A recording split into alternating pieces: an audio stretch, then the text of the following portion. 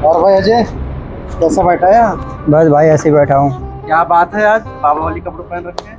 भाई बाबा वाले कपड़े पर रखा ना भाई, देख स्वतंत्र उधर से आ रहा है, सबका चूतिया बनाता है। आज इसका चूतिया हम बनाएंगे। चलो चलो प्रदीप भाई तुम इधर बैठो। ठीक है भाई, बैठ गया। अजय भाई ढक्कन तो बंद है इसका। ओ प्रदीप भाई ना। एक स्वतंत्र आ रहा है, उसके सामने मेरी तारीफ करिए। अच्छा अच्छा, ठीक है भाई। अरे प्रदीप भाई, ये कौन है? भाई ये मेरा दोस्त है, कलकत्ता से आया, दिल्ली में जादू दिखा रहा है। अच्छा हाँ, बैठो।